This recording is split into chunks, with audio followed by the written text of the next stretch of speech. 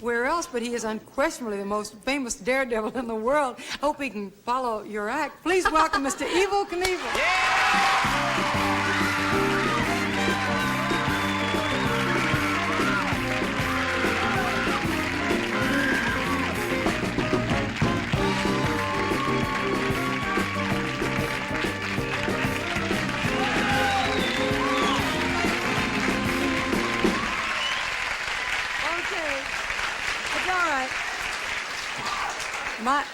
He doesn't have to say anything after that hand, does he? I'm glad you're here. Where's your motorcycle? It's parked out in the parking lot. Yeah. He doesn't. Idling, right? Oh, just in case we don't, I mean, you're not crazy about the food, you're going to take right off? Well, after seeing how it was prepared, I lost my appetite. Evil, that was with love. Stand back, stand back. You don't, I mean, that's probably one of the neatest food jobs that's ever been done in a kitchen. We were very circumspect. Usually you just handle it. What's your idea of the kind of food you'd like to have for a romantic evening? I'd like to take you out to dinner somewhere in a real nice, quiet little spot and get you swacked and take you home someplace. I mean. And how do you Isn't that funny how our ideas tally? How do you feel about that? Yeah, it's funny how kindred souls are just born right on television. Isn't that wonderful? Are you a good cook? We don't have to be. Oh, you don't have to do anything. No. No. In fact, I've never cooked anything. I think that it is a woman's place to cook, and that she should. Punch him, I mean, I feel anything that a man might take inside of him to make him feel a lot better so that he could be a better man to the woman, I think she should prepare for him, and that's why I said that. That was a nice cover-up. Yeah, I didn't really mean it. you did. Yeah, that was quick thinking because I had such mixed emotions. I mean, all sorts of things churning. All the nice things he said. He would like to take me out to a wonderful dinner and take me away from all hot stove and the kitchen and that's what I Get you swacked. Yeah, I remember that one. No, just feeling good. That's all. Feeling that's good. What I meant by swag. Yeah, that's right. And then you decided that I would have to cook it. I really don't mind. Either I would way. hope not. No, of course not. No good woman minds fixing a meal for a man. No, that's true. As a matter of fact, I explain very honestly, it certainly is no fun cooking a dinner for yourself or for a girlfriend. Someone else. That's right. The only reason that you really want to fix a romantic Please dinner. someone.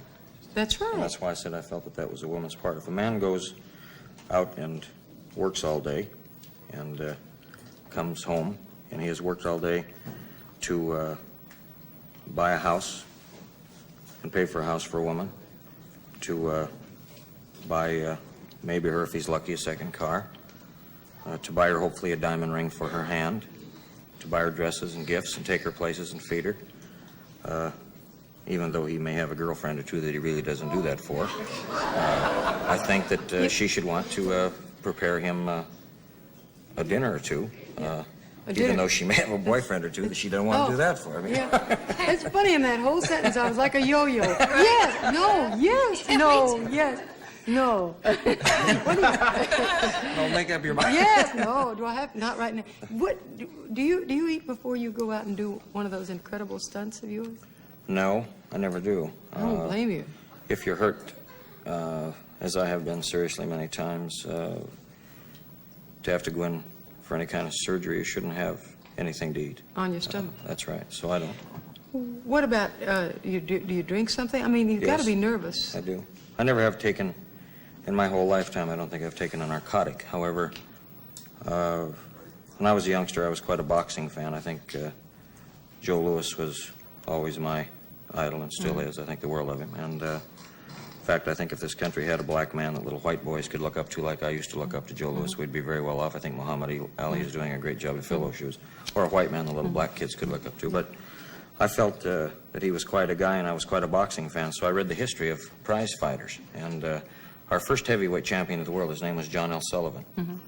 He was an Irishman, and he always used to drink a beer before he would fight or while he was in training, and he always said that helped him sweat a lot, and that he thought that a certain amount of alcohol was not bad for a person's system, which in later life was proven to be the truth. So Really? I drink maybe a shot of the strongest bourbon I can find. In my case, I drink a feathery liquid called Wild Turkey. It puts me in a turbulent flight, and I sometimes don't come back to the ground in very good shape. And you don't mind too much if the motorcycle doesn't come back with you. No, not with one shot. That doesn't do it. If you drink one shot of a strong bourbon and maybe a beer chaser, I think it's better for you than nothing at all. I think it sharpens your reflexes. It Does doesn't it? You dull really them. do? I do. I was going to ask you about that. I feel it does. They're playing us underscoring music now, but we don't need it. We'll just go to commercial and be right back.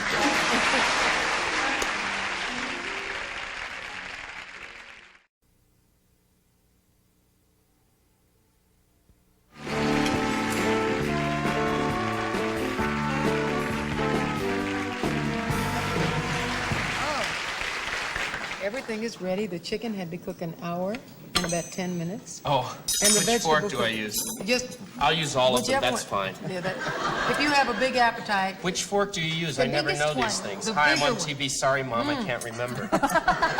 Which The fork big- do you use? the Masha, big this is my one, mother's John. worst fantasy, right? Do you eat like that when you go over to your friend Brad's house? Well, now I'm on CBS and I don't know what to do. use the big fork. The big fork. Just remember, Whatever one's on the outside, okay? Good. Got it. Think of it. Oh, it's you delicious. can't take him anywhere, Don. No, you really So you can't. just like, fine. Just eat the You just- chicken. That's yeah. right. Go ahead. Mm. Oh, that's so sweet. Go ahead and feed him. I'm gonna do this during rehearsal. Good boy. Yes. We sometimes play Chew airplane. carefully. That's right. That's a good Would you boy. like me to? And whose fork do I have? Tastes like Colonel Tucky. What's it's your, very, what's very your delicious. favorite meal, John? La cuisine est excellente. That's He French. has no idea what he's saying. What did you say? It's boss food. That's right. That's right. Evel, you started doing stunts when you were 9 years old? Mm-hmm. What, like, what an adventurous soul you are. What was the first one? I First stunt I ever did? First stunt. I jumped over some rattlesnakes and some mountain lions. Over rattlesnakes, Rattlesnakes in a mountain lane? No, 50 rattlesnakes and 2 mountain lions and where? in a little town called Moses Lake, Washington. You mean they just put them out there in front? Yeah, they If tied you- up the mountain lions. What we did, we went to a mortuary company and we got some boxes and took the coffins out of them, and we put 6 boxes and stapled them together after the coffins were out, and then we put the snakes in the boxes. And when I landed, I went right through the end of the last box, and the snakes got out. And there were people sitting on the side of the hill, and all the snakes went out and up the hill, and the whole hill got up and moved. It was like everybody got up and off. Right. Like an Exodus. I was on my motorcycle, so I just kept right on Going right trucking through the right people? through it. Yeah. I would say I was. That's the truth. That's I what wouldn't happened. want to land splat in the middle of those snakes. Well, I didn't. I jumped No. way over them. You got a movie called Evel Knievel. Yes, it'll be out. It opens in New Orleans next week, and throughout the whole United States, plays all this summer. And I feel it's a good movie. I'm very proud of it. And it deals with Evel Knievel. Yes, the name of it is Viva Knievel. It really does. What it is a story. Gene Kelly is in it. Red Buttons, Marjo, Lauren Hutton, Leslie Nielsen, Cameron Mitchell. It deals good with. catch. It's a picture about a man who has a little son who he blames for the death of his wife at childbirth, Gene Kelly's little son. So, what we are doing in the picture is showing about bringing a little boy and his father together again in life, and also there's some scenes in it where Gene is drugged on narcotics by some Mexican narcotic smugglers, which really shows people what narcotics will do to your mind, to your brain, to your body if you are drugged with narcotics. It's a terrible thing, and he does a very good job. Gene is a He's great such a picture. good actor. He certainly is. He did a People- beautiful job. I think he's just a wonderful song and dance man and director. But Does he he's a- dance in the movie? No, he doesn't dance in the movie, but it's a strange thing. 70% of the people that are in the picture are people that came out of retirement to work on the picture. People who had grandkids and kids that said, go on and do this thing with Evel, and let's do it. And How'd the project come about? well, 5 years ago, I wrote this picture. It was called Evel Knievel in Mexico. And I did it because a young man who was working for me had his mind scrambled on LSD. I mean, just made a vegetable out of him. This guy was one of the greatest stuntmen on the face of the earth. He was the only man in the world that I ever knew that could stand in front of a race car, and we could run an Indy car at him or a stock car at 100 miles an hour, and he would stand right out in the middle of the track, and it would come at him. He would jump in the air, spread his legs, and it would go underneath him. He's the only guy in the world that could do that. Good heavens. If you think that's tough, go down here on Sunset Boulevard and stand out there in the middle of traffic and do some jump rope with one of those automobiles coming by. This guy was... Well, it's impossible. I mean, that kind of coordination. This fellow's name was Jumpin' Jack Stroh. He's from Prosser, Washington, and Jack got involved in a narcotics program, and he was nearly killed, and I spent tens of thousands of dollars sending him to hospitals to try and straighten him out, and I felt so sad because somebody had slipped this stuff to him, and he couldn't help it. Mm-hmm. So I wrote this picture, and then it was put off, and then Cheryl Corwin, who did Poseidon Adventure, came to me 3 years ago before the canyon jump, and he said, if you're alive after the canyon jump, I would like you to do a picture with me because I've heard what you said on television, and I agree with you about the narcotics thing. If you're alive after that. Well, he knew the canyon. He knew the reason I didn't do the first picture because he knew the reason that I had George Hamilton do the first picture was because the canyon jump was too big of a thing for me to handle. It wasn't too big in my way. I couldn't do a motion picture. So we signed a dollar bill and shook our hands that we would make the picture, and the budget has gone way over $5 million. Mr. Corwin did it with Warner Brothers, and it's a PG picture, and I think it's a great picture. And everybody can see it together, and it does. Every mother, you know, you and I discussed this earlier.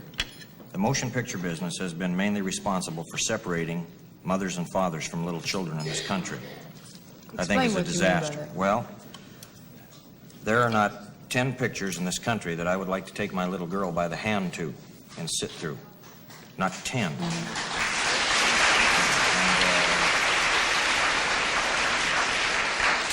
I believe that the motion picture industry ought to come to grips with itself. I do think that because of the way these men have treated me, because of the way Irwin Allen, who helped Mr. Corwin with Poseidon Adventure and Towering Inferno, and has done some great pictures, and who I think is a genius in this industry, Frank Wells and Ted Ashley, these people that are responsible at Warner Brothers for the pictures they make, I think they're saying to themselves, along with other motion picture studios also, that we have a chance to make a contribution to young people in this country, and for Christ's sake, let's make some pictures that are PG so that we can bring the parents and the kids together and really have some good entertainment in this country. I think we need it. You know, I couldn't agree more. We have a clip there. Would you like to explain the clip that we have? If I can see it on the monitor, I will, yeah. Okay. I think this is the one that, I'm not sure, I think it's the one you were talking about, Lauren.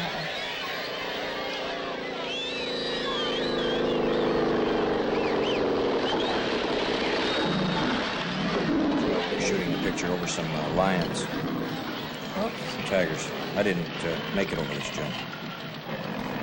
You didn't make it? No, this was one of those that didn't turn out too well. Yeah. Oh, good Lord. Stunt work in this picture was phenomenal. Kerry Lofton, who did all of the stunt work in Grand Prix and then Bullet and Magnum Force, was the stunt coordinator. And Gary Davis and Eddie Mulder did all of the stunt work that I really didn't do myself in the picture. I did probably 50 or 60% of it, but with a picture that cost $5 million, you can't put 500 or 600 people out of work. You sure can't. But this particular stunt in the picture was quite a thing. Lauren is a beautiful girl, and she was a real ball to work with. Well, she's a real human being and a real person. That's what I liked about it. There's nothing phony about it at all, I'll tell you. When you see this stunt in this picture, the distance of the jump and the way that motorcycle was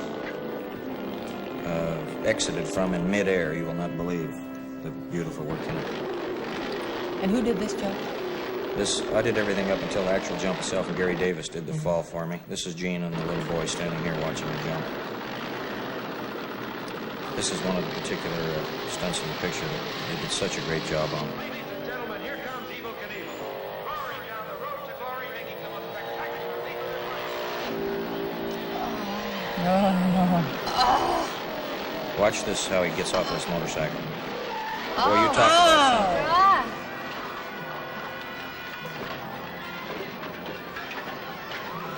Is he hurt?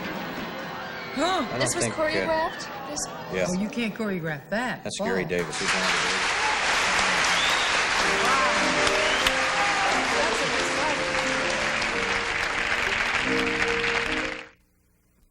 We have a little game here that we can play while you're having your dessert. It's just our little contribution to party games. Now, what we have is called fishbowl roulette. And you just draw a question out of there, and you answer it to the best of your ability, and if you don't want to answer it, you pass it on to somebody else. Okay. But you're supposed to try and answer. Why don't you start, because you're on that side. What is it that you'd really like to do, but don't or haven't had the time for? I always wanted to do three things in my life. I wanted to jump out of an airplane with a parachute, which I With did. a parachute. Yes. Oh, that's good. Knowing you, I always wanted to drive at Indianapolis. However, I have a partner in the Indy racing, J.C. Agajanian from Los Angeles here, and we have two cars running in the Indy 500 day after tomorrow. so you can live vicariously So- that way. I'm doing that, and I replaced my Indianapolis with my Canyon, so I've done that. The third thing had to do with making love to one of the most beautiful women in the world, which could be one girl of many. Have- And as I'm sitting here, only wanting to pay you a compliment, I will not mention any names. I wonder what he meant by that. I hope I don't get a question like Yes, well, go ahead and pick one. I'm sure you won't get one like that. I haven't got time to pick one. I'm thinking about that last. That's right. Elizabeth Taylor? No? Okay. She couldn't say. You're supposed to read it. Oh, I'm sorry, out loud. Out loud. If you went to a party with someone and found you were attracted to someone else's date who was also attracted to you, how would you handle it? Well, how would you? I'd go to the fuse box and create a blackout and then... No, actually... Always thinking. Good thinking. No, let's see. I would come up to them and I would probably... This is serious now, Of right? course it is. If I was attracted to someone else and I was with my girlfriend Nancy, I wouldn't touch the other girl at all. But I'd find a way to kick her boyfriend in the shins. Okay. Just disable him ever Yes, so I'm very slightly. happily in love with this girl, Nancy, who you know. Yeah, That's actually, you wouldn't be interested in another girl, would you? No. Okay, Suzanne. Mine. Yours. Next up. At a party, everyone... why do I always get these? Read it! At a party, everyone takes off their clothes. What do you do? Look for that fuse box. Right. Thank you, Donna. That's perfect. What do you do? I would get out of there so fast. Oh. I can't think. I did go to a party about 2 weeks ago, and there's an agent in town. It was his birthday, and he decided to answer the door and greet all his guests in his birthday suit. Well, I tell you, Dinah, I spent the whole evening looking at the ceiling because there's no way I can be comfortable with somebody going, would you like a glass of wine? No. Nothing. Nothing, Just right. don't come near me. Just Turn open over that way. open your presents and let's get this over with. Your turn. Yeah. Okay. If you were given the choice of spending the evening with a fictitious character, who would it be? That's a good one. That is a good one. Well, a fictitious character. And if you don't know, John, that means somebody that just... Not real. Yeah. How about Superman? How about Captain Marvel? Captain Marvel, okay. That's a toss-up. Captain Marvel, Superman, or Evel Knievel. Okay. You've got... I don't know where they are, honey, but I'm ready to change my clothes, and here I am. Clark Kent, go back He's in the back phone. to that question again. Yeah, I know it. If you were banished to a lonely spot in the world and allowed to take only one person and one thing, Wow. who and what would you choose? I would take my soul and Jesus Christ. That's what I mean. Yeah. Okay. Your turn. Describe the most romantic evening you've ever had. Well, Nancy, The most romantic evening I ever had, I think, was the night I first met Nancy. Isn't that? Yes, it was in Fantasyland at Disneyland, and we were on the teacups, and I threw up next to her. Oh, that is sweet. That's very nice.